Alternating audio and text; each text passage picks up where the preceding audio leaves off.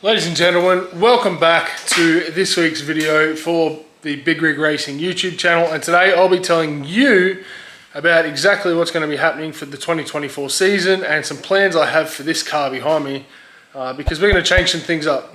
And after 3 race meets, I know there's some big changes that need to be made, so let's get to it.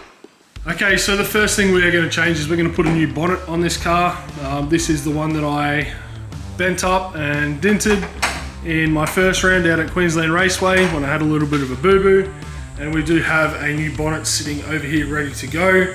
These were generously donated to me, and I went up to the Sunshine Coast, picked them up. I got a rear hatch, I got the bonnet and 2 front guards, so if anything happens, I've got these ready to go. I am considering putting this one on the car, because if you remember many moons ago when I was building this car, there were some rust spots down the bottom down here, and I did have to sand it back, put a bit of body filler in there, and take care of that. Now this one does not have that.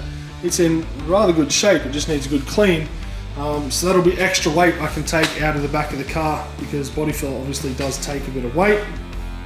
And that section there is pretty much all body filler through there. So I am considering changing that over. I will wait and see, and see which direction we go. But back to the engine bay. We are getting a brand new engine in this car. This is a stock engine. It is I believe 1.5 litre double overhead cam, 4-cylinder engine. It is stock, like I said, stock gearbox. The air intake, I don't believe, is as efficient as it could be. Now, when I built this car, I was like, man, that airbox is the duck's nuts. I built it, it looks awesome. But when I built it, I had it connected up to the radiator support panel, and that is now illegal. So I had to bend it up, which made it look like something out of Mad Max. And to be honest, the way I've got it built, I don't believe it is efficient enough to where I would want to keep running it. Does it do a job? Absolutely.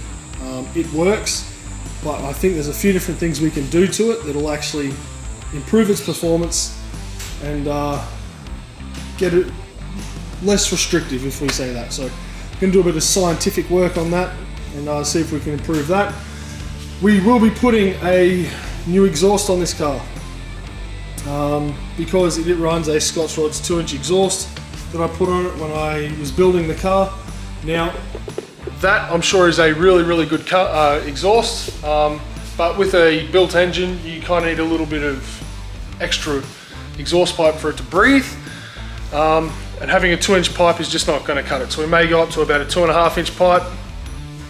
The way I see it is, if I'm an athlete and I put a really good intake in there, and I can breathe a lot of air in. If I'm running, I can breathe a lot of air in, but I can only take little tiny breaths out because the way to get the exhaust out is restrictive. It's not going to be great for performance. So if we put a little bit of a bigger exhaust on it to suit the engine, we will, and go from there.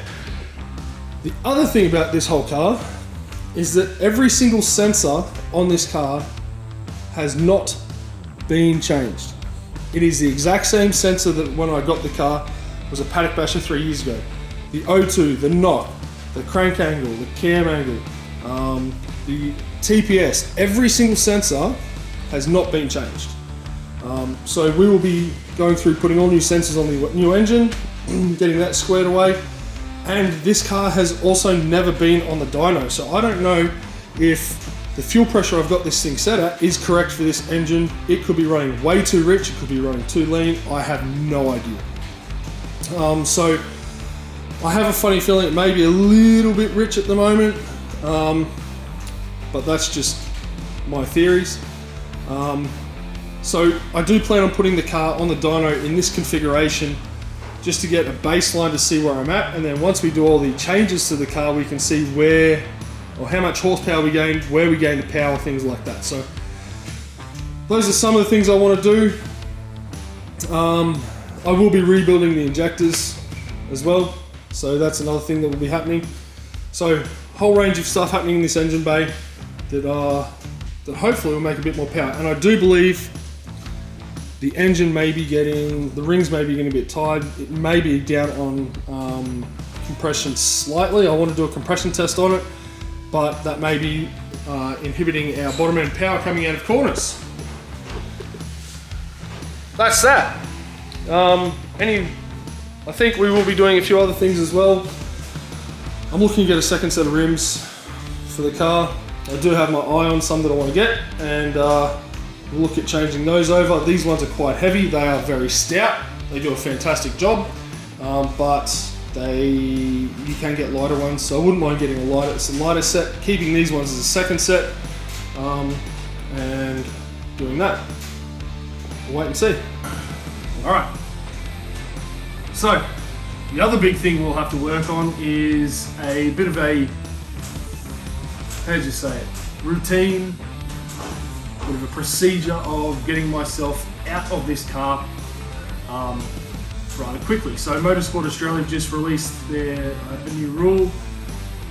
Next year they'll be testing for drivers to come in, and they will be asking them at certain events to show that they can get themselves out of the car in 15 seconds, which I don't think will be a problem. It'll be in 2025 when they ask you to get out in 10 seconds. Now, for me, getting in and out of this car is not so much of a problem, it's just the speed I do it. So getting in, I can slide myself in. Getting out, it can take a bit of time. If I have to do it in a hurry, I'm sure I could do it. It's just going to take some practice and get me used to it. So you think about how big I am, being 6'10". I've got a steering wheel which I can pull off. I've got my seat. I sit way lower than the actual door intrusion bars, so my shoulders sit just here, and the first hurdle will be this bar going down here. So I have to get myself out, and literally I probably will have to throw myself out the door. Not only that, I'll have my Hans device, radio, things like that I'll have to go with, my helmet. So I'll just have to come up with a bit of a procedure for me to get out of the car in a safe, calm manner that won't make me too rushed. If you rush, you panic. When you panic, accidents happen. So we'll get that taken care of. We'll figure out a bit of a routine we can achieve and try and work to. So when I have to come to do the tests, when they ask me to do it, there won't be a problem at all.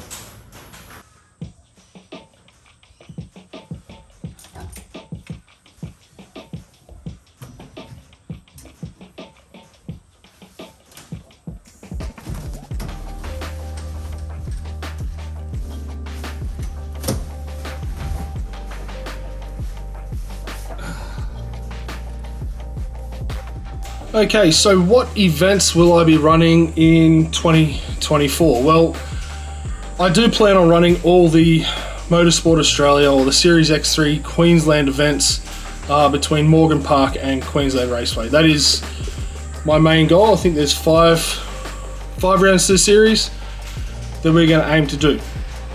There is also the Shannon Speed Series or Trophy Series, whatever they're going to call it this year, out at Queensland Raceway that I may look at doing. So that is another event, so that's six events.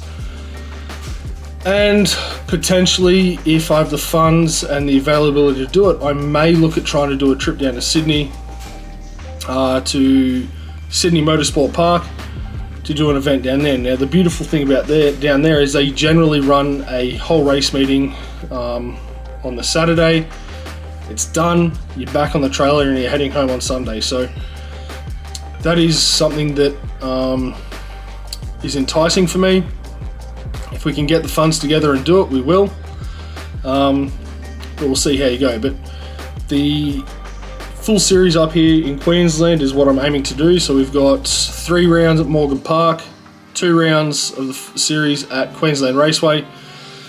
First round's in March. The final round is in November, and in there's a few other rounds that I would love to do. We'll just see if we can afford to do them. So, we'll if we can make it all happen, we will. But the main goal is just the full series at this point in time. So that's what's happening for 2024. If I could potentially do some rounds at with the Track Attack series, I may consider it. The biggest problem with that is I'd need a whole new different set of tyres. And just a few different things that I would have to take into consideration if I was going to do that. What else do I need for 2024? I'll be looking to get a second set of tyres or second set of rims, just as a bit of a spare. I do have my eye on some that I would love to get, but again, it's just getting the finances together to do it. And then probably for next round, this car may need a full set of tyres on it. I may, if I can take them off and have a look at them sometime soon, I will look and see if these tyres I've got on the car now will get me through another race meet. Potentially they will. They may only be good for practice, and then I can strap on a new set for a race weekend. But other than that, it's just getting the engine in the car, gearbox sealed, and getting the car all prepped and ready to go for next season, because I'm seriously keen to see how this new engine that is being built for me will work, and the improvement I'll get over the one I've got now. The one I've got now, like I've said previously in the video, has done a phenomenal job. Really good. It has been able to haul my fat backside out around the track at a fairly reasonable speed, and where I started at my first event to where I am now, 3 events later, I'm pretty happy. So I was being overtaken halfway through a race, getting lapped, and now I'm actually staying with the pack and trying to continue on and not really getting close to being lapped somewhat, which is awesome. So I do think the engine may be down on compression slightly. There's a whole range of things I have to do to the engine bay ready for next year that I'll need to do, like sensors, new exhaust. I'm going to rebuild some injectors, put some rebuild injectors in there that I can do. I may make a video on that, of rebuilding your injectors, because it's not hard, it's quite easy. And then go from there. But yeah, that's my plans for 2024 Series X3 Queensland. We'll be looking to try and make a few steps forward in that, in the Masters Series. Let's see if we can get one step better or go a bit further up than 7th, and go from there. So I look forward to seeing all the new individuals that'll be out for next season. I know there's a few people that are looking to build cars and get out there, which is awesome. Let's hope that old Gaz that I work with can get his car finished and he can get it out there and on track, because it'll be awesome to see him out racing. If you get a XL for Christmas and you are going to build it up to a race car, if you have any questions, feel free to message me, drop a comment down below if you have any questions. More than happy to help out where I can, give you some direction, put you in touch with people that can answer the right questions for you. But yeah, it is a seriously fun category to be a part of. You know, accidents happen. That's part of life. It's racing. You don't go out to win to make money, but you go out to have an absolute fantastic time out on track. And I can honestly say, after 3 race meets, every single time I go out on track, I have an absolute blast. So it is an addictive series to be a part of. You'll have an absolute blast. So shoot me through a comment or any questions you may have about the series, and I can answer them as best as I can. Like I said, put you in contact with the people that can answer those questions for you. If you have any questions about anything else, again, let me know. I'll answer them. Have a fantastic Christmas. Hope your holiday break, however long it is, for me, it's a couple of weeks, being a teacher. I hope your break is fantastic. It is relaxing. You get a bit of time to sit down and breathe and enjoy some family time. If not, I hope it is just as relaxing for you in whatever way you choose. But yeah, we will probably see you I'll see you in 2024, just after the New Year's break. Alright guys, have a fantastic Christmas. I'll see you later. Bye.